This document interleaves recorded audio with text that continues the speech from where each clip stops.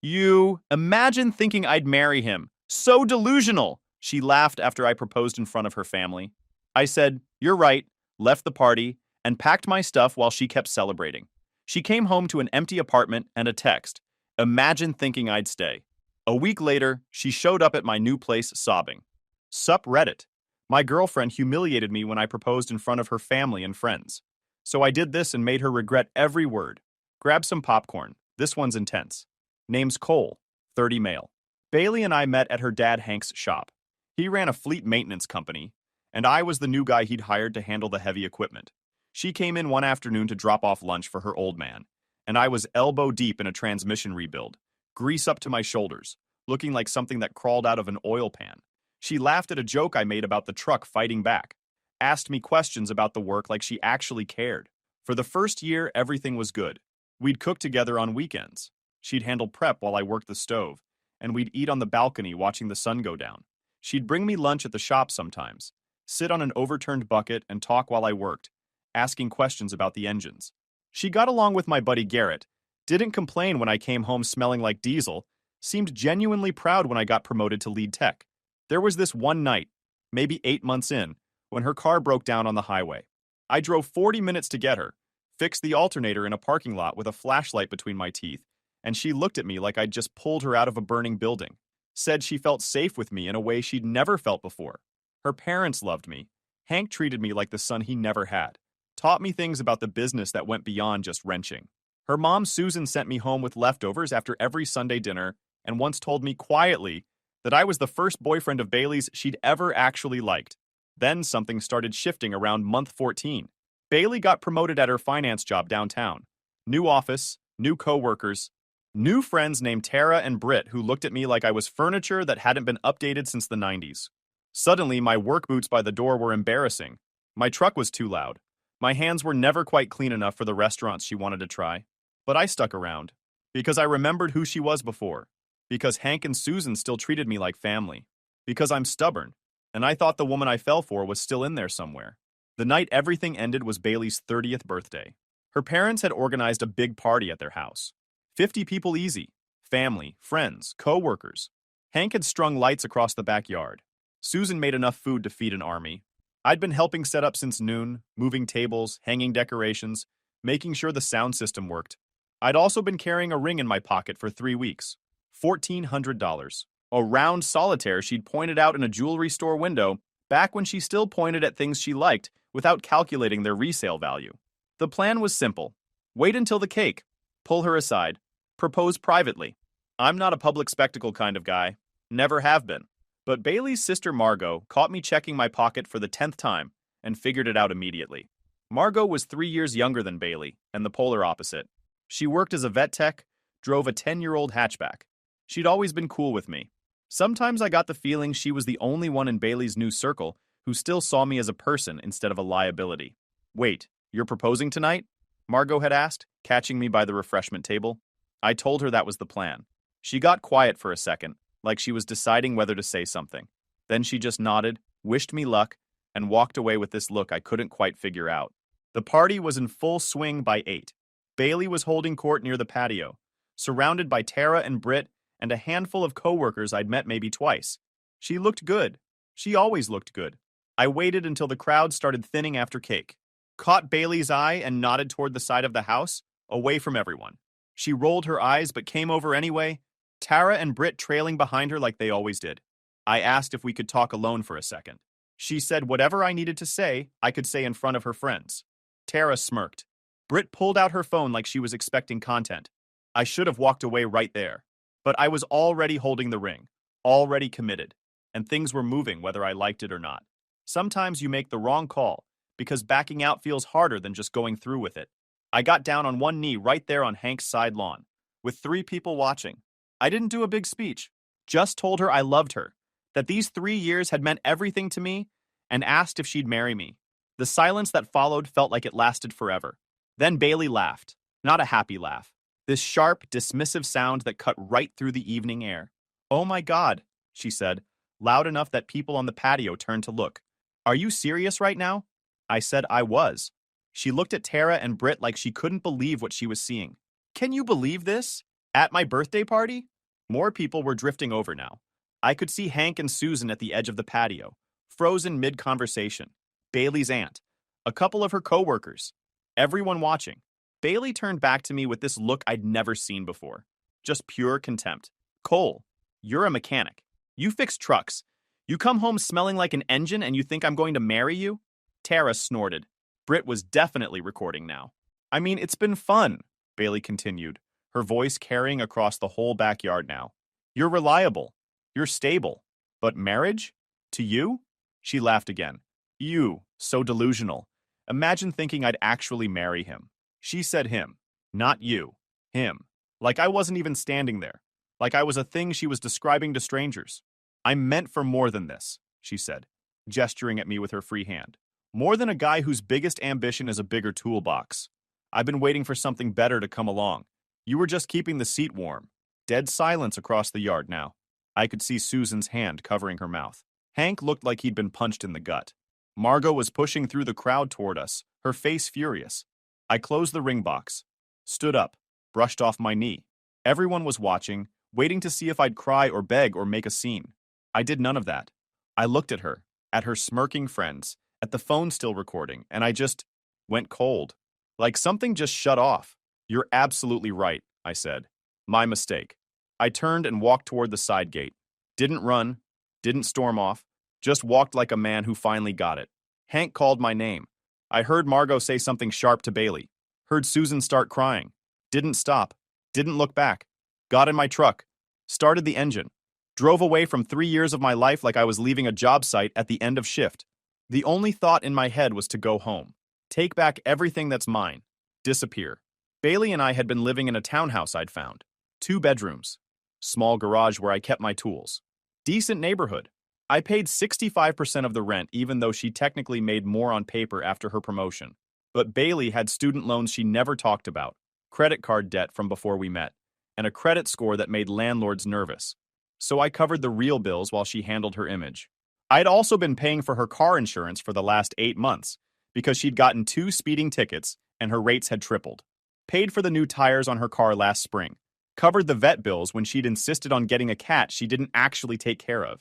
Put my name on the internet and utilities because her credit was worse than she let anyone know. All those details were running through my head as I drove home. Like I was taking inventory. A mental checklist of every thread connecting me to her that needed to be cut. I changed out of my good clothes into work jeans and a shop shirt. Same thing I'd wear for a big job. Started in the garage. My tools alone were worth more than her entire wardrobe. Every socket, every wrench, every diagnostic scanner, all mine. Into the truck bed. Took my air compressor, my welding equipment, the workbench I'd built myself. The garage was empty in 40 minutes. Living room next. My books, my records. The TV I'd bought, not that she ever acknowledged that. The sound system. The actual comfortable furniture that I'd owned before we moved in together. Left her decorative nonsense. The cat was sitting on the kitchen counter watching me work. His name was Chester, and I was pretty sure he hated Bailey almost as much as I did now. She'd wanted a cat for Instagram purposes, then promptly ignored him for 2 years. I fed him. I cleaned his box. I took him to the vet. I looked at Chester, and he looked at me. The carrier was in the hall closet. He walked right in without a fight. Even the cat knew it was time to bounce. Kitchen. My cast iron collection. My good knives. The espresso machine I'd saved up for. Left the decorative copper pots she'd hung on the wall. I found all the documentation for the utilities. Called the electric company from the townhouse landline and scheduled a transfer out of my name at the end of the billing cycle. Same with internet. Same with the water company. All in my name. All about to become her problem. Her car insurance was auto-paying from my account. I logged in on my phone and canceled the payment authorization. If she wanted coverage, she'd need to set up her own policy. 3 hours. That's how long it took. The townhouse looked gutted. Half-empty shelves. Gaps where furniture used to be. I sat on the kitchen floor with Chester's carrier next to me and pulled out my phone. Her contact photo was still smiling at me. I sent one message. Imagine thinking I'd stay. Hit send. Blocked her number. Blocked her on everything. One by one. Thorough. Garrett answered on the second ring.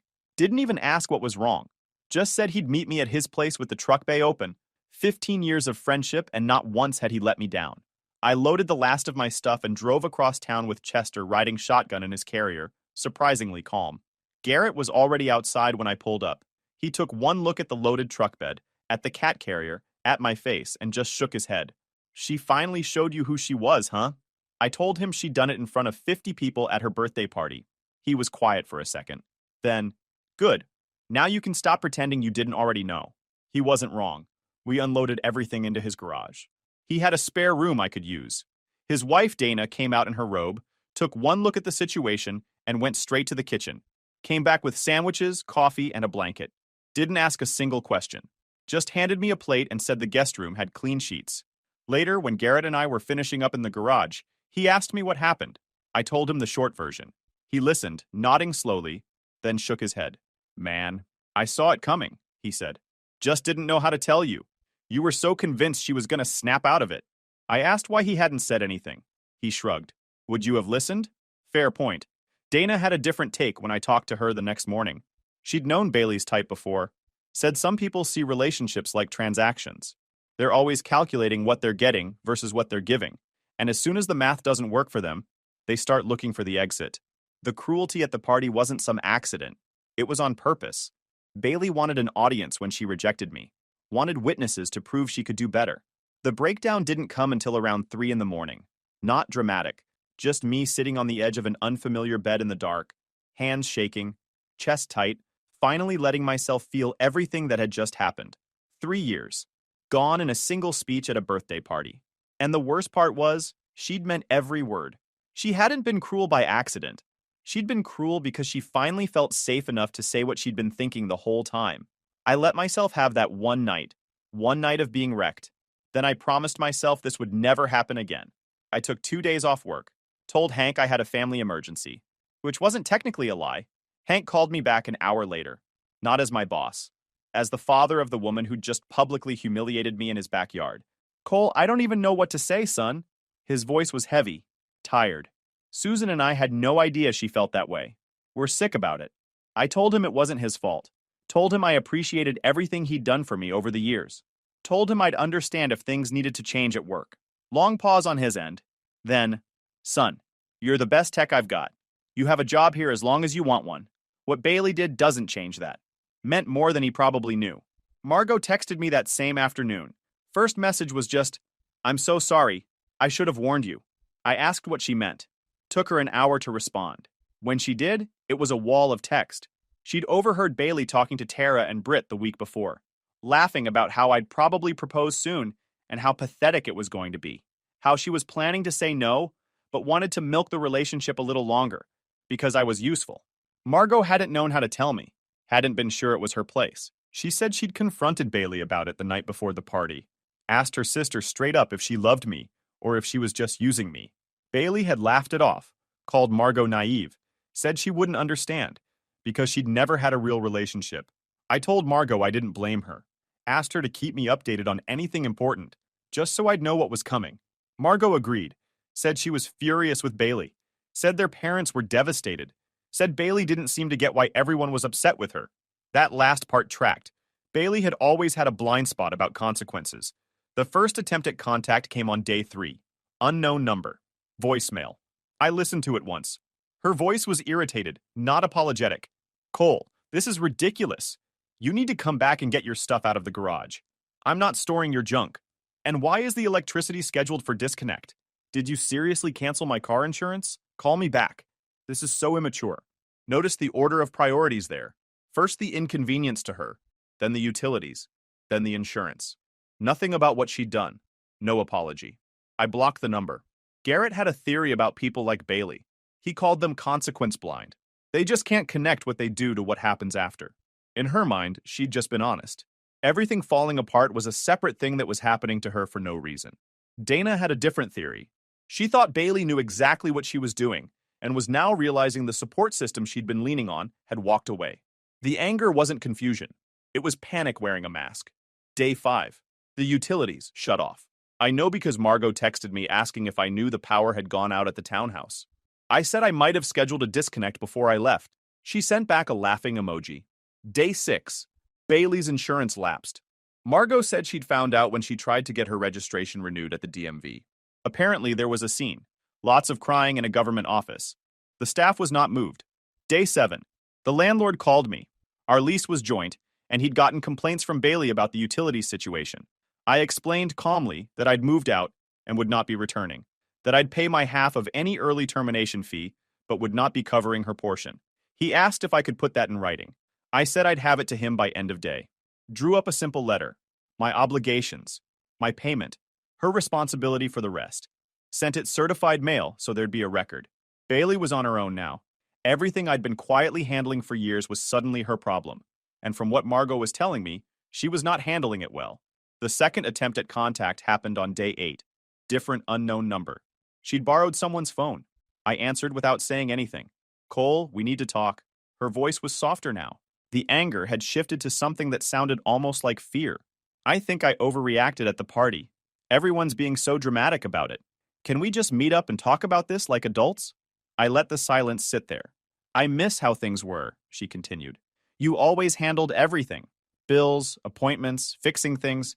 I didn't realize how much I depended on that. Can you just come back and we can figure this out?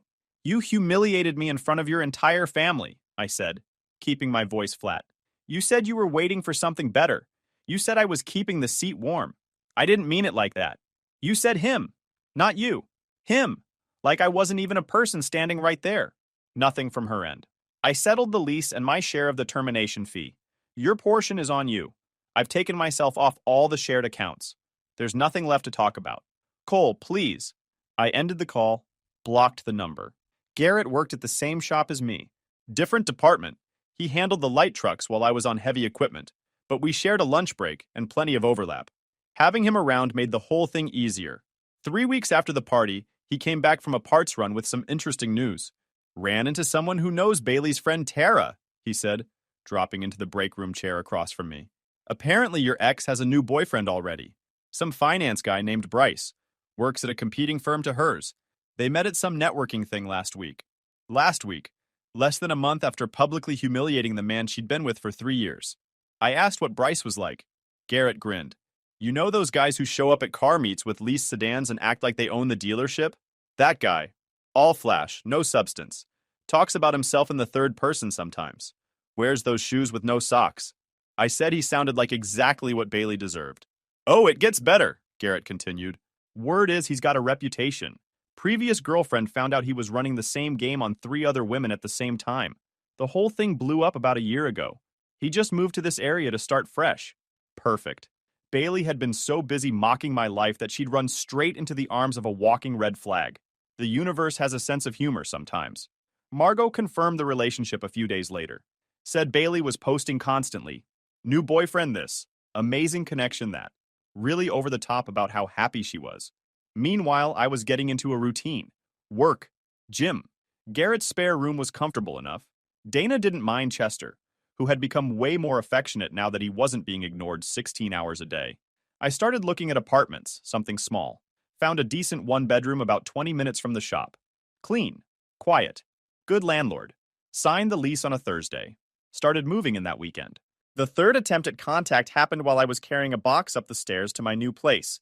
Unknown number. Text this time. Cole, please just talk to me. Everyone is mad at me. My parents won't stop bringing it up. Margot isn't speaking to me. Tara said I should have handled things differently. I'm alone here.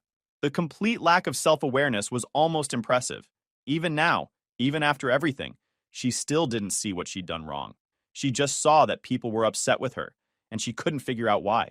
I didn't respond, just blocked the number and kept carrying boxes. Garrett helped me finish moving that weekend. Dana brought over a housewarming gift, a cast iron skillet to replace the one I'd had to leave behind. My new apartment was sparse but functional. Bed from Marketplace, desk from the same guy, a single comfortable chair I'd found at a thrift store. Chester seemed to approve. He claimed the sunny spot by the window immediately and defended it from absolutely no one. I was rebuilding, piece by piece, day by day. Bailey, according to Margot, was doing the opposite. The new boyfriend wasn't going well. Bryce had borrowed money twice already, once for a temporary cash flow thing, once for some can't-miss investment opportunity. Bailey had apparently floated him close to $600 in 3 weeks. Sound familiar? She'd always had a weakness for guys who seemed sophisticated. The difference was, I'd been smart enough to never ask her for money. Her work situation was falling apart too. She'd missed a deadline, blamed it on personal stuff, and her boss wasn't having it. There was talk of a performance improvement plan. The girl who'd mocked my job for being beneath her was suddenly in danger of losing her own. I didn't celebrate hearing this, but I didn't feel bad for her either. Consequences were just showing up where they were supposed to. The fourth attempt at contact was a letter, physical mail. She'd found my new address somehow, probably through the landlord at the old townhouse or some other paper trail I hadn't fully cut. The letter was 4 pages long. I read the first paragraph, which was mostly about how unfair everyone was being to her, how she didn't deserve this, how I'd abandoned her without giving her a chance to explain. I stopped there. The rest was more of the same, I was sure. Me, me, me. I. No acknowledgement. Just endless victim mode. I shredded it, fed Chester his dinner, watched a game with the sound low. Somewhere across town, Bailey was spiraling, and I was finally, mercifully, good. 8 weeks after the party. That's how long it took before I started feeling like myself again. Stable, solid, like I'd found my footing after months of standing on something that was always about to give way. Work was good. Hank had given me a small raise, unprompted. Said I'd earned it. Said he was glad I was still there. The unspoken message was clear. He knew what his daughter had done, and this was his way of making it right, without having to say it out loud. I appreciated that, Yated. My apartment was slowly becoming an actual home. I bought a small couch, hung a few things on the walls, got a coffee maker. Chester had claimed approximately 60% of the available floor space as his personal territory, which seemed about right for a cat. I reconnected with people I'd lost touch with during the Bailey years. High school friends, guys from my apprenticeship program, people she'd dismissed as boring or basic, who turned out to be exactly the kind of steady, reliable people I needed. Garrett and Dana had me over for dinner most Sundays. We'd grill something, watch whatever game was on, talk about normal stuff. No drama, just regular people being regular. Margot had become an unexpected friend through all of this. She'd text me updates occasionally, always with the disclaimer that she wasn't spying, just thought I should know what was going on. I appreciated the intel, because knowing helped me see any chaos coming, and chaos was definitely coming. Bailey and Bryce had moved fast. Way too fast. They were apparently living together now, after less than 2 months of dating. He'd moved into the townhouse, my old townhouse, because his lease had fallen through and he needed somewhere to stay. Translation: he'd been evicted, and Bailey was too desperate to ask questions. Margot said the whole family was worried. Hank and Susan had tried to talk to Bailey about it, but she'd accused them of being unsupportive. Said they'd never accepted Bryce. Said they liked me too much and couldn't see what was right in front of them. The irony was so thick you could choke on it.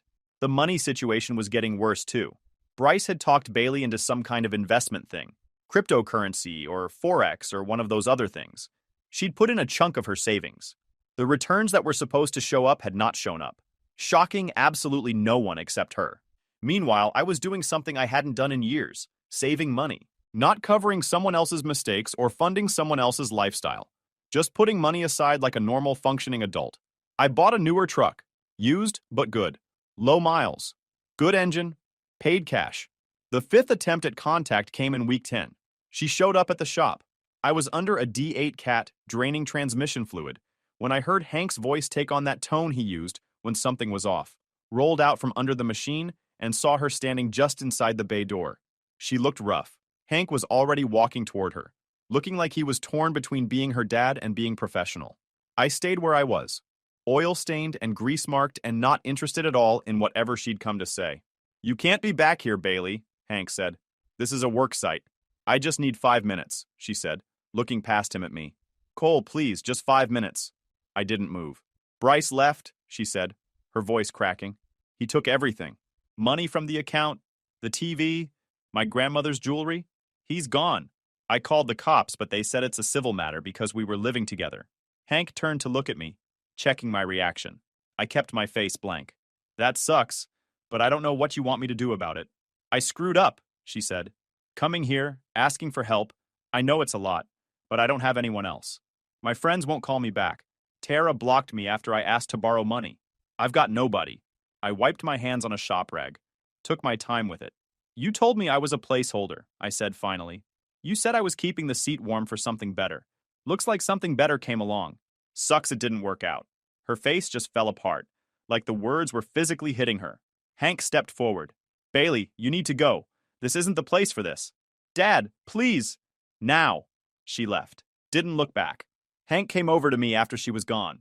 Put a hand on my shoulder. Didn't say anything. Didn't have to. I went back to work. Transmission fluid doesn't drain itself. The full story about Bryce came out over the next few weeks, mostly through Margot's texts and the occasional update from Dana. She hears everything. Turns out Bryce wasn't just your average jerk. He was a professional con artist in a nice suit. The finance job was real, barely, but it was mostly a front for what he actually did. Find women with access to money and drain them dry. Margot did some digging and found he'd used at least 2 different last names in the past 5 years, plus a string of civil judgments and eviction filings in other counties. Bailey wasn't his first victim. She wasn't even his first victim this year. He'd done the same thing to at least 2 other women in the area before moving on. The cryptocurrency thing wasn't just a bad investment. It didn't exist. He'd had her send money to an account he controlled, showed her fake screenshots of returns, convinced her to put in more, then vanished with everything. The really brutal part? Margot found out that Bryce had been talking about Bailey to someone from his old city, called her an easy mark, said she was so desperate to prove she'd upgraded from her mechanic boyfriend that she didn't ask a single question about anything, didn't verify his job, didn't check his references.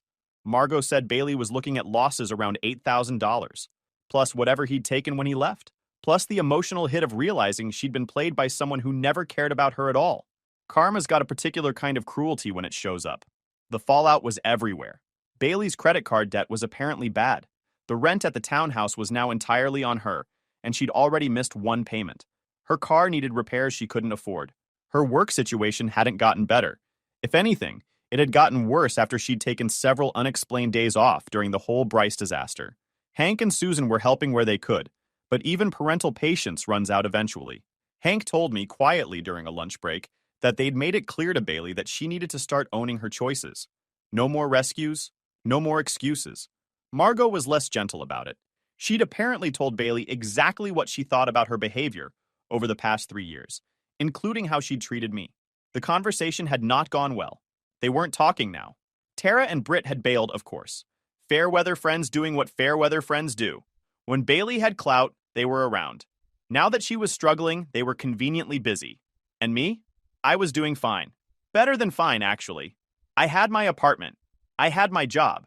I had friends who actually showed up. I had Chester, who had gotten way too comfortable in his new kingdom. I had Saturday mornings with coffee by the window, watching the world go by, feeling something I'd almost forgotten was possible. Peace. Actually feeling stable.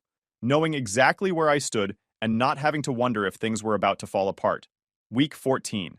I came home from work on a Thursday evening. Regular day. Put my keys on the hook. Fed Chester.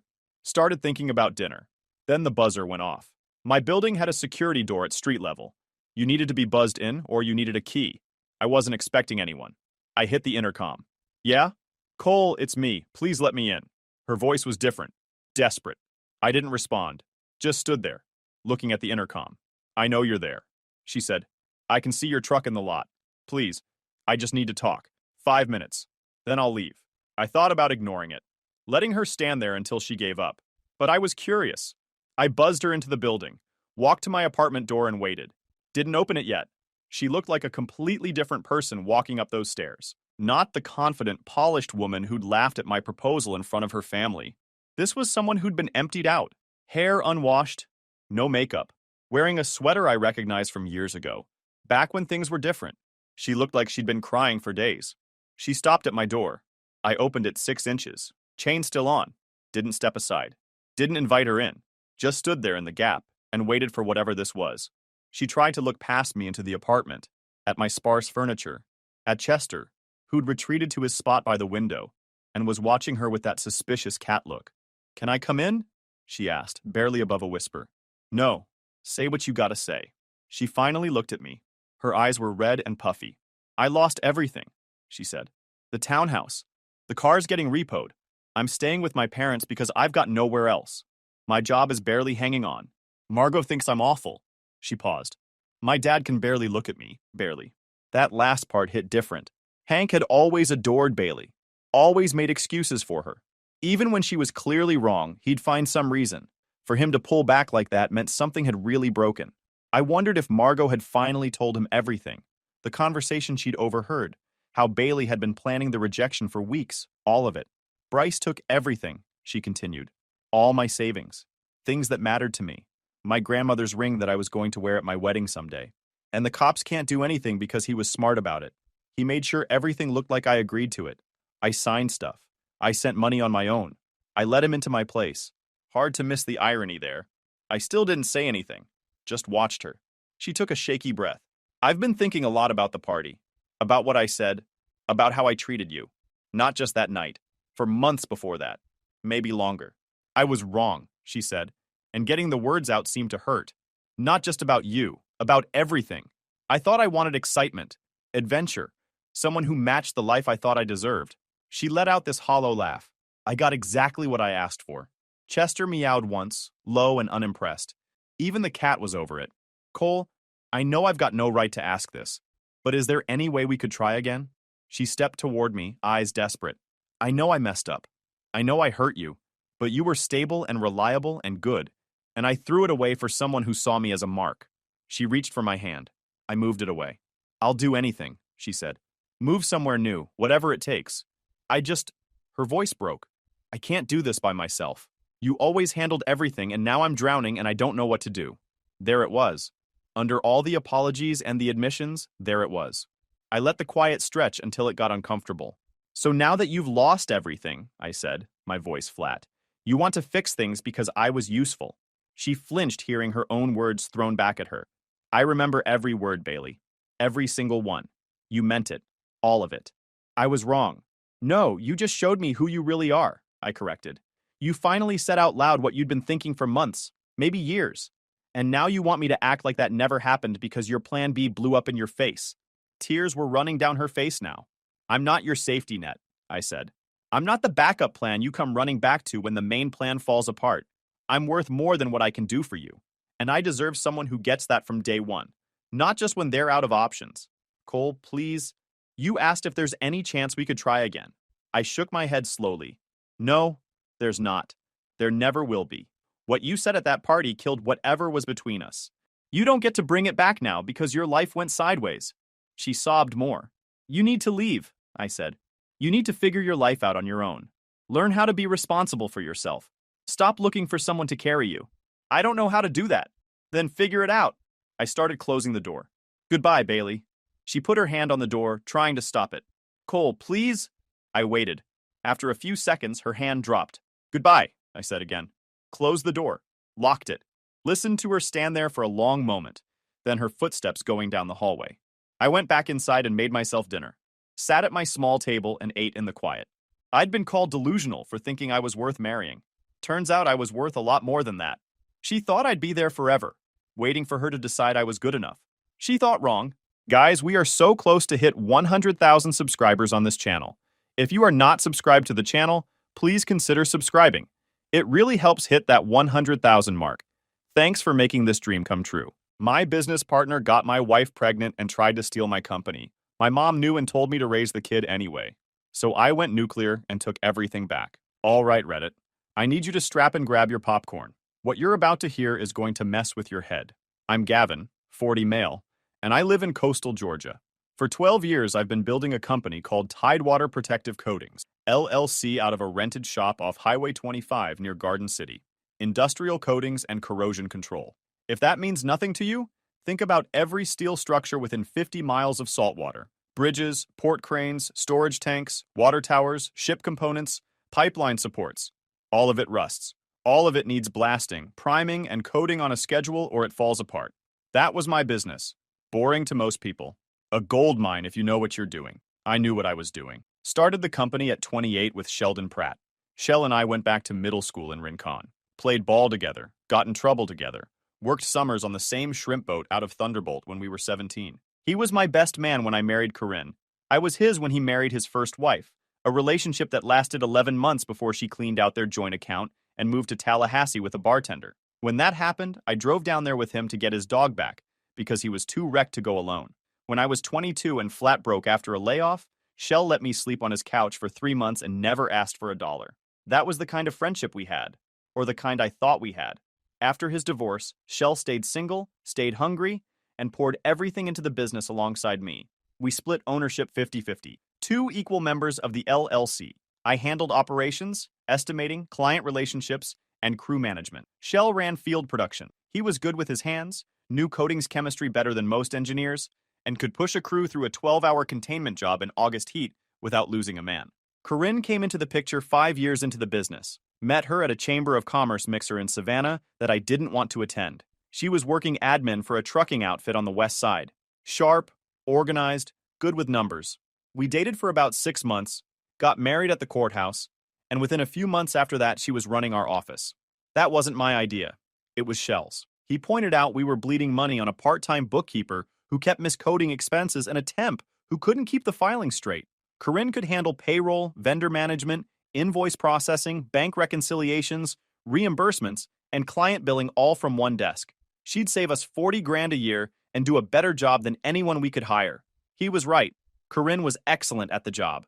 Within a year, she had our books tighter than they'd ever been, our vendor relationships organized, our billing cycle cut from net 45 to net 30 on most accounts.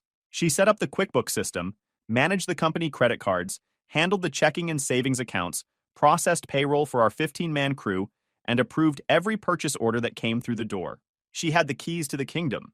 Every financial door in the company, Corinne could open it without asking me or Shell for permission. I'll say this about Corinne because it matters for later. She wasn't some passive, go-along-to-get-along type. She was sharp in a way that could cut you if you weren't paying attention.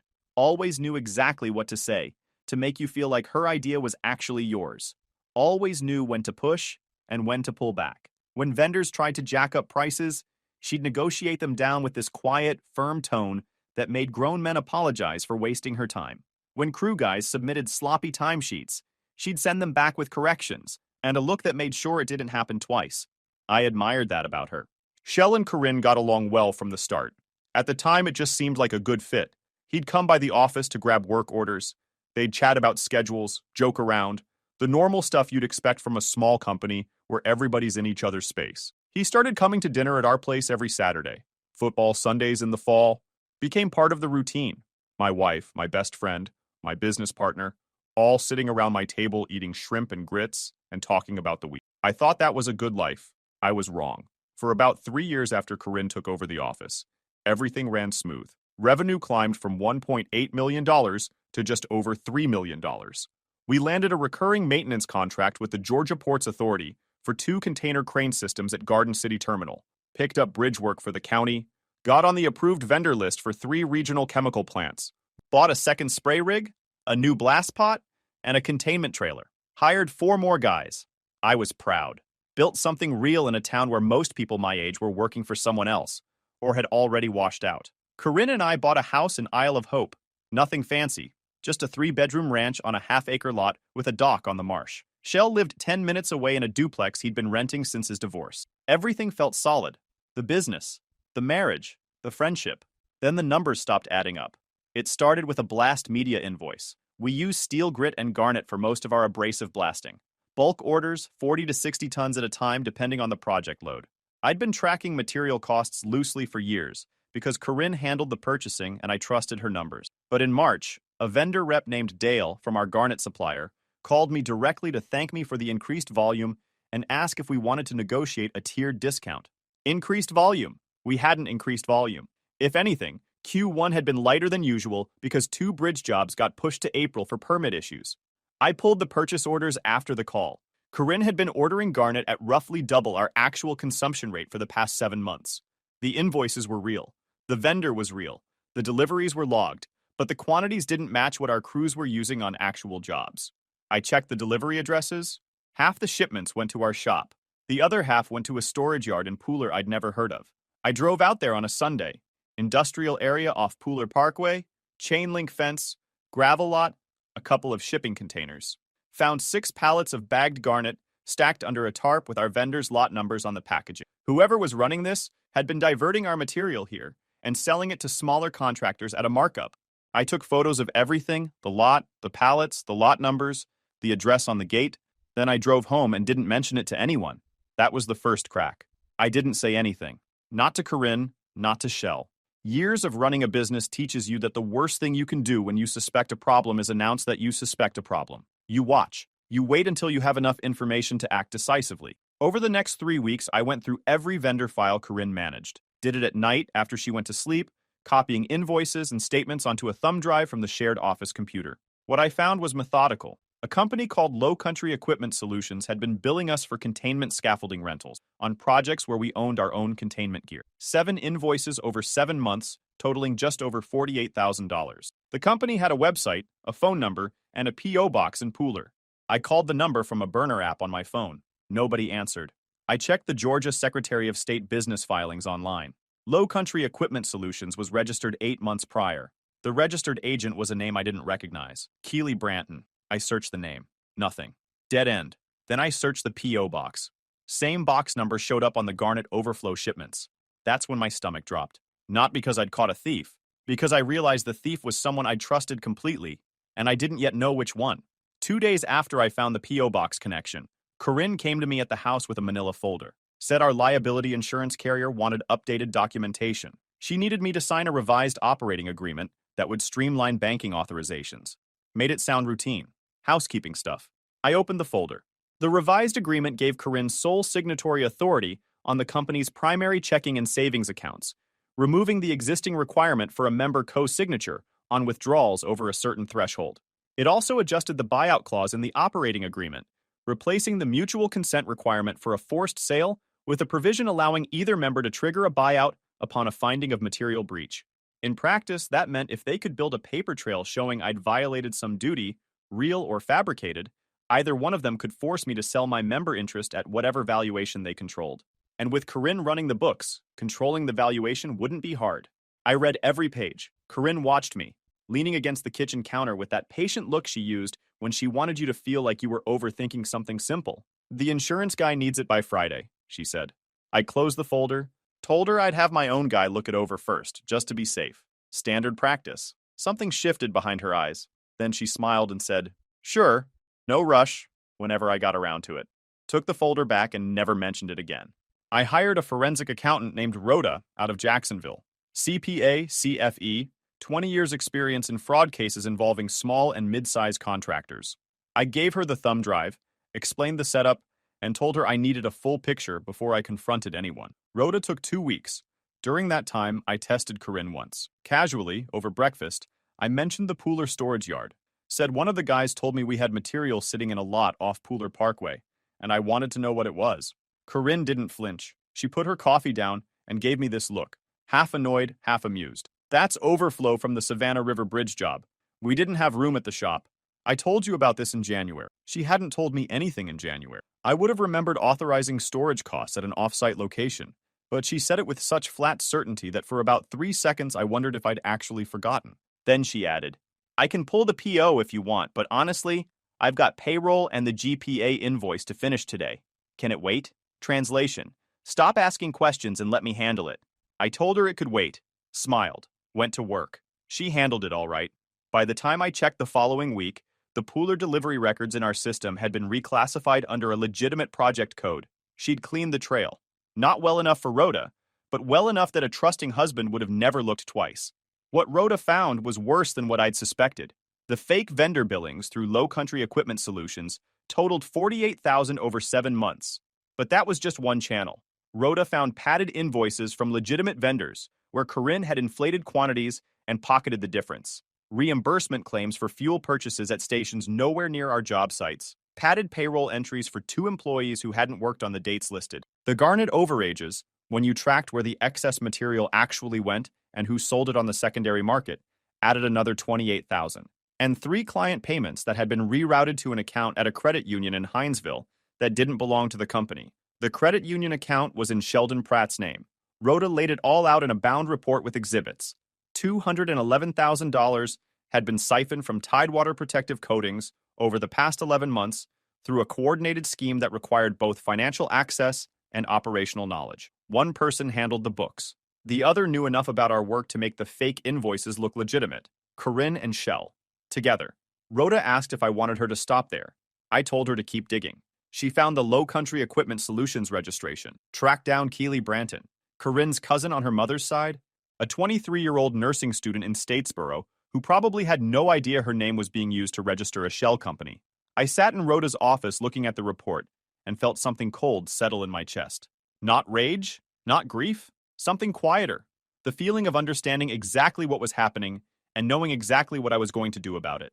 But I wasn't done finding things out. Fraud makes people sloppy. They get comfortable. That's how the rest of it came out. I had a security camera installed in the office. Standard security coverage in a common area. Posted notice. Video only, no audio. That's all I needed. 3 days in, I reviewed footage from a Thursday evening. Corinne had stayed late. She wasn't working. She was pacing near the filing cabinet, on the phone, relaxed and laughing. No audio, but I didn't need it. That laugh wasn't for a vendor. The next morning, I was on the shared iPad resetting a vendor login for the company accounts. A message preview popped up from Shell. One line was enough. He still has no idea about any of it. I almost feel bad. Almost. 4 days later, the camera caught Shell coming into the office at 9 p.m. Corinne was already there. I watched the feed on my phone from a motel room in Jessup, where I told Corinne I was staying for an early morning tank inspection. They didn't do anything for the first 20 minutes. Just went through files, moved papers around, printed something, business stuff, fraud stuff. Then they were on each other. Right there on the desk I'd built out of reclaimed lumber from a demolished warehouse on River Street, because I thought it had character. Before I closed the app, I rewound and paused on what they'd been printing, zoomed in on the pages sitting in the output tray. Couldn't read every word, but I could make out enough. It was the revised operating agreement. The same one Corinne had brought me 2 weeks earlier with the adjusted buyout clause and the banking authorizations. They'd been refining it, working on version 2, probably with language that would hold up better if I pushed back again. These two weren't just cheating. They were building a case to take my company. I watched long enough to confirm what I needed to confirm. Then I closed the app, set the phone down, and stared at the ceiling of the motel room for 2 hours without moving. My brain went back through every Saturday dinner, every handshake at the door, every look between them I'd dismissed, rewrote all of it, every single moment. The affair had been going on at least as long as the financial scheme, maybe longer. Shell had been to my house every weekend for the past year. Dinner on Saturdays, football on Sundays during the season. He'd sit at my table, eat food Corinne cooked, shake my hand when he left, and then apparently come back when I wasn't home. I spent the next week building my case, downloaded every piece of footage, backed up Rhoda's financial report to 3 separate locations, met with an attorney named Waylon Gatch, a litigation guy out of Savannah who specialized in business disputes and LLC dissolutions. Waylon reviewed everything, asked pointed questions, and laid out my options with the kind of calm precision I needed. During that same week, I caught something else. One of my foremen, a solid guy named Tully, who'd been with us 4 years, mentioned that Corinne had called the Port Authority project manager directly to reschedule our crane maintenance window, told the PM that I was overextended, and that she and Shell would be handling the coordination going forward. I called the PM myself. Casual, friendly, he confirmed it, said Corinne had been professional, said I was slammed with bids, and that Shell would be the primary point of contact for the next quarter. The PM didn't think anything of it. Just internal reshuffling. It wasn't reshuffling. It was positioning. She was moving me out of my own client relationships so that when the time came to cut me loose, the clients would already be used to dealing with Shell and Corinne. Smooth transition, minimal disruption, like I was the one being phased out of the company I built. I thanked the PM, told him I'd be handling things personally going forward, and made a note for Waylon's file. Then, Corinne told me she was pregnant. She did it over dinner on a Wednesday. Grilled shrimp, rice, the works. She was smiling in this careful, practiced way. Told me she'd been to the doctor that morning, 8 weeks along. I did the math before my fork hit the plate. 8 weeks put conception right around the time I was in Waycross for a 5-day pipeline job. I'd been gone Monday through Friday. Corinne had told me she was sick that whole week, stayed home from the office, barely texted. She wasn't sick. She was with Shell. I looked at her across the table and smiled. Told her that was great news. Hugged her. Said all the things a man says when he thinks he's about to be a father. I wasn't about to be a father, but I needed her to be comfortable and unsuspecting for what came next. There was one more thing I needed before I could move. I went to a walk-in clinic the following morning and got a full STI panel. Came back clean, which was the only piece of luck I'd had in months. Waylon Gatch and I met twice more that week. Laid out every step. Filed nothing yet. Signed nothing yet. Just prepared. Like rigging containment before you start blasting. You don't fire the nozzle until every seal is tight and every vent is in place. Otherwise, the dust goes everywhere and you lose control. I wasn't going to lose control. 2 weeks after Corinne's announcement, on a Saturday, I told my mother. Drove out to her place in Guyton, the same cinderblock ranch house I'd grown up in after my dad left when I was 6. She'd raised me alone, working the register at a feed store for 20-odd years. Never remarried, never complained. She was on the porch when I pulled up, sweet tea on the side table. She looked happy to see me, which made what I was about to say harder. I sat down and told her everything. The fraud, the affair, the pregnancy that wasn't mine, showed her the financial report, showed her the dates that proved the baby couldn't be mine. Didn't show her the video. She didn't need to see that. She listened without interrupting. When I finished, she was quiet for a while. The fan kept spinning. Somewhere down the road, a dog was barking. Then she said, "How far along is she?" I told her. 10 weeks. She nodded, folded her hands in her lap, looked out at the yard. "I've been waiting for you to have a child. You know that. I've waited years." I said I knew. "So here's what I think. Forget the DNA. Forget who did what. Raise the baby as yours. Let me be a grandmother. That's what matters here. Not who slept with who." I looked at her for a long time. Then I said, "Are you serious? I'm not raising that kid. Don't ask me again." She didn't stop. She leaned forward in her chair and said it wasn't about me. Said it was about family. Said a child doesn't choose how it comes into the world, and neither should I punish an innocent baby because 2 adults did something wrong. Said she'd help. Said she'd be there every day if I needed her. Said the baby deserved better than what Corinne and Shell could give it, and that I was the kind of man who could step up even when things weren't fair. I stood up. Didn't yell. Didn't argue further. There was nothing left to discuss. She called after me from the porch. I heard her voice crack, heard the chair scrape as she stood up. I drove away. 45 minutes back to Isle of Hope on back roads. Didn't turn the radio on. Pulled into my driveway, went inside, opened the hall closet, and took down every framed photo of my mother that hung in the house. 4 of them.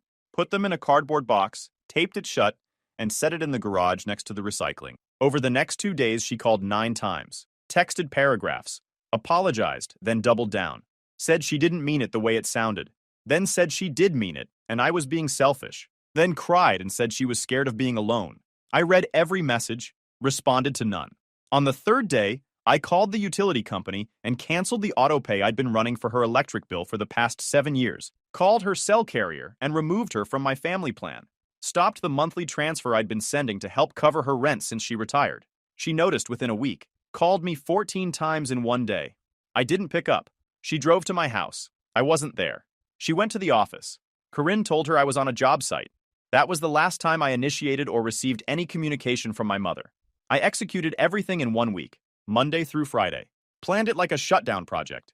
Every step sequenced, every contingency mapped. Monday morning, Waylon Gatch filed an ex parte emergency motion for a temporary restraining order, freezing all Tidewater business accounts pending a forensic audit.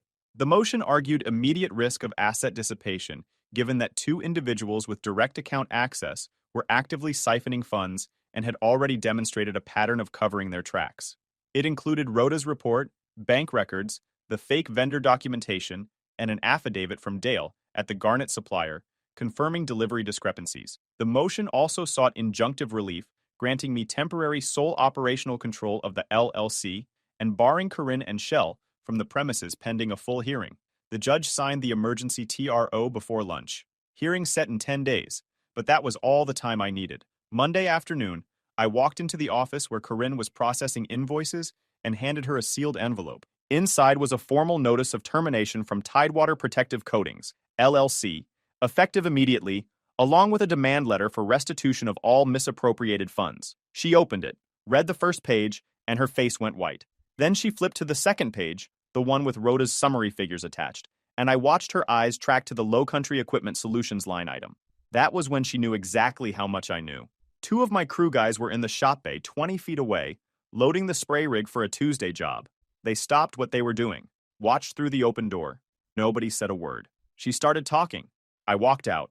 Nothing she had to say would change anything, and I'd learned months ago that her voice was just a tool she used to manage people. Tuesday morning, a locksmith hit the shop at 6 a.m. New deadbolts on every door, new codes on the alarm system, court order in hand, every bit of it legal. Then, Waylon filed a civil suit against Sheldon Pratt for breach of fiduciary duty, fraud, conversion, and unjust enrichment, including a civil RICO claim seeking treble damages and attorney's fees. The suit sought dissolution of the LLC, full accounting of all diverted funds, and forfeiture of Shell's member interest. Shell was served at the duplex by a process server at 7:15 a.m. I know because Waylon confirmed it by 7:30. Shell called me 11 times that day. I didn't answer. He showed up at the shop around 2 p.m. The locks I'd changed that morning kept him out. Shell stood in the parking lot, pulling on a door that wouldn't open, and I watched from inside through the window blinds. Same parking lot where we'd shaken hands years ago and said, "Let's build something." He saw me watching, started yelling, pounding on the glass. I turned around and went back to the bit I was working on for a water tower recode in Effingham County. Eventually, he left. Wednesday, I filed for divorce. Irreconcilable differences, but the filing included a detailed exhibit of the affair evidence and financial fraud as grounds for equitable distribution in my favor. Georgia's a no-fault state, but judges still consider misconduct when dividing assets. Waylon made sure every exhibit was clean, documented, and devastating. That same morning, I had the house locks changed, new deadbolt on the front door, new code on the garage. Waylon had advised securing the residence the same day as the filing, and the timing was deliberate. Wednesday evening, Corinne showed up at the house. I'd expected this. She stood in the driveway and tried the front door, which wouldn't budge. She knocked, then pounded, then called my name through the door. When I didn't answer, she sat on the porch steps for an hour. I watched from the back of the house through a window facing the driveway, same way I'd watched Shell at the shop. She wasn't crying. A woman who'd been caught cheating would cry. A woman who'd been caught stealing would panic. Corinne was doing neither. She was sitting there thinking, running scenarios, calculating her next move. She finally left. The divorce papers were waiting at her friend's address the next morning. Thursday, Rhoda's report was formally submitted as a criminal referral to the Chatham County DA's office. Theft by deception, identity fraud for using Keely Branton's name without consent, and theft by conversion. Waylon didn't promise charges would be filed, but he said the case was clean enough that a prosecutor would at least look at it seriously. Friday, I met with every active client Tidewater had. In person where possible, by phone where not. Explained there had been internal financial irregularities, that my business partner was no longer with the company, and that all existing contracts would be honored by me personally, with no interruption in service. I brought the Port Authority project manager a folder showing the audit trail and our corrective action. He shook my hand and said he appreciated the transparency. Not one client left. Every single contract stayed. That Friday was also the day Corinne played her last card. She had her attorney contact Waylon with what amounted to a threat dressed up in legal language. Corinne was pregnant. She would be claiming the child was mine unless I agreed to a more favorable divorce settlement. She wanted the house, 60% of the business value, and 18 months of spousal support. In exchange, she wouldn't pursue a paternity claim that would, at minimum, create a legal presumption of fatherhood and tie me to child support for 18 years. Waylon called me, read me the letter, asked how I wanted to respond. I told him to respond with 3 things. First, I wasn't signing the birth certificate or any paperwork that could be twisted into acceptance. Waylon would be filing to contest paternity and requesting court-ordered DNA testing immediately after the birth. Second, any attempt to fraudulently establish paternity would be met with a countersuit for fraud. Third, I had time-stamped evidence proving I was over 100 miles away during the week of conception, along with the affair footage establishing the actual father's identity. Corinne's attorney withdrew the threat within 48 hours. The leverage she thought she had evaporated the moment she realized I'd been documenting everything, not just the money, but the timeline, the travel records, the hotel receipts from Waycross, all of it. By Friday evening, Shell had no business, no income, no access to any accounts, a civil suit demanding repayment of over $200,000 plus treble damages, a potential criminal investigation. Corinne had no job, no access to the books she'd used to steal from me, a divorce filing that painted her as a co-conspirator in financial fraud, and a pregnancy she could no longer use as leverage. I went home Friday night, sat on my dock, and watched the tide come in across the marsh. First quiet evening I'd had in months. The next several months played out like gravity doing its job. The divorce moved fast on temporary orders. The judge entered interim rulings within weeks, granting me exclusive possession of the house, sole control of the business, and freezing joint accounts pending final resolution. Corinne's attorney tried to argue she was entitled to half the business value and spousal support given her pregnancy. Waylon countered with the fraud documentation, showing she'd already extracted well over $100,000 from the company illegally. The judge was not sympathetic to Corinne's position on the temporary orders and set the final hearing for after the birth so the paternity question could be resolved. Corinne had the baby a few months later, a boy. He was born with a serious congenital heart issue that meant surgery early and ongoing specialist care, the kind of thing that eats money and requires stability she didn't have. Within days of the birth, Waylon filed for court-ordered paternity testing. I hadn't signed the birth certificate or any paperwork that could create a presumption. The test confirmed what I already knew. The baby wasn't mine. Shell was the father. With the test results in hand, the court entered an order removing any presumption of my legal responsibility for the child. Waylon made sure that paperwork was airtight. The final divorce decree came down shortly after the paternity results were filed. I kept the house, the business, and 80% of joint assets. She got her car and personal belongings. No alimony. The judge cited her documented role in the financial fraud as a significant factor in the distribution. She delivered at Memorial in Savannah, alone. Shell wasn't there. My mother wasn't there. Her cousin Keely, the one whose identity she'd used for the Shell company, had cut her off completely after the fraud came to light. The civil suit against Shell took longer. His attorney tried to argue the operating agreement was ambiguous about fiduciary duties, and that some of the transactions were legitimate. But our operating agreement, the original one I'd insisted on when we formed the LLC, had an explicit clause requiring mutual written consent for any vendor relationship exceeding $10,000 annually, and prohibiting either member from holding undisclosed financial interests in any company doing business with Tidewater. Shell had violated both provisions repeatedly. Rhoda's forensic report dismantled every remaining argument. The Shell company, the fake invoices, the rerouted payments, all of it was documented down to the penny. Shell settled before trial for the full restitution amount plus $60,000 in damages. He didn't have the cash. He signed over his truck, his boat, his savings, and agreed to a 5-year payment plan on the remainder. Waylon attached a lien to the settlement agreement to protect our position. The DA's office declined to prosecute. Not enough resources for the case size, they said. Waylon wasn't surprised. Said criminal charges in financial fraud cases against individuals were always a long shot without a motivated prosecutor. But the civil judgment was on public record, and in this industry, that's a death sentence. I restructured Tidewater as a single-member LLC, hired a new bookkeeper, a retired Navy chief named Odell, who'd spent 20 years managing supply logistics on destroyers and didn't have a creative bone in his body. Perfect. I wanted boring, competent, and honest. Odell was all three. I also hired a full-time office administrator named Priya, who handled scheduling and client communications. Kept the same field crews. The guys who worked for me knew something had gone down, but they were blue-collar guys who understood that personal business stays personal. Nobody asked questions. Everybody showed up on time. Business actually improved after the split. Without shell skimming and Corinne padding invoices, our actual margins were better than I'd realized. I bid more aggressively on 3 new contracts and won all of them. Landed a maintenance agreement with a paper mill in Rincon. Picked up a 5-year bridge coating program with the county. Revenue climbed past $3.5 million. Shell's life went the other direction. Without the business income, without any clients, without a reputation, he scrambled. Tried to start his own coating outfit. Nobody would hire him. Word gets around in industrial contracting. One of my guys told me Shell showed up at the paper mill in Rincon with a bid package. Same mill I just landed a contract with. The plant manager looked at the bid, looked at Shell, and told him to leave the property. Didn't even open the envelope. Just handed it back and pointed at the gate. Shell sat in his truck in the parking lot for 20 minutes before he drove off. The plant manager called me that afternoon to let me know. Said he thought I should be aware. I thanked him and got back to work. He ended up taking day labor on a commercial roofing crew. Manual work, 60-hour weeks, low pay. About a year and a half after I locked him out of Tidewater, he was on a job site in Brunswick when a section of staging collapsed under him. Fell 9 feet onto a concrete pad.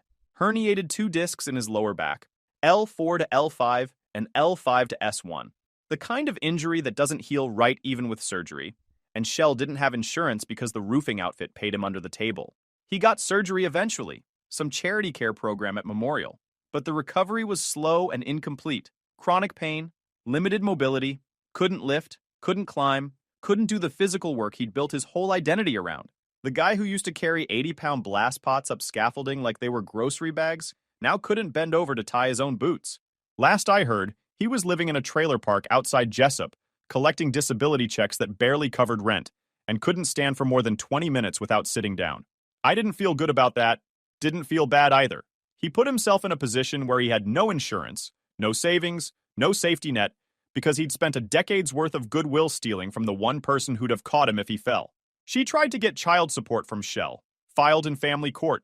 Child support took priority over my civil judgment on his wages, but it didn't matter much. Shell was on disability and barely working. The court calculated what he could pay based on his actual income, not what he used to make. She got a court-ordered $214 a month from a man who could barely stand, let alone hold down a real job. $214 a month for a baby with a heart condition that needed specialist care she couldn't afford. She moved in with a friend from high school, then moved out after 2 months when the friendship couldn't handle the weight of a newborn with medical needs and a mother with no income. Then moved to an apartment complex in Midway, a place I only know about because she tried to list me as an emergency contact on the baby's medical forms, and the hospital called to verify. I told them I had no relationship with the patient or the mother and asked them to remove my information. Corinne had burned every bridge she had. Shell was broken and broke. My mother, last I'd heard, had tried reaching out to Corinne once and been told to stay away. Even the people who enabled them didn't want to be around the wreckage. 3 years out now.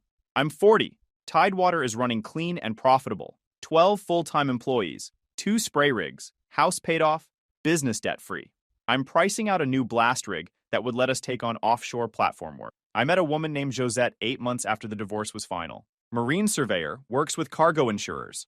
We've been together for 2 years now, living in the Isle of Hope house, which I kept, and which has no trace of Corinne left in it. My mother is still alive as far as I know. She's tried reaching me a few times over the years. Letters returned, messages shut down, left one voicemail on an old number saying she was sorry. I believe her. Doesn't change what she asked me to do. Shell reached out once, about a year ago. Handwritten letter to the office. I didn't open it. Put it through the shredder the same way I'd shred a junk mail flyer. Sometimes I think about what would have happened if Dale never called about the Garnet volumes. How long it would have gone on. How much more they would have taken. Doesn't matter. He called. I listened. I moved. Guys, we are so close to hit 100,000 subscribers on this channel. If you are not subscribed to the channel, please consider subscribing. It really helps hit that 100,000 mark. Thanks for making this dream come true.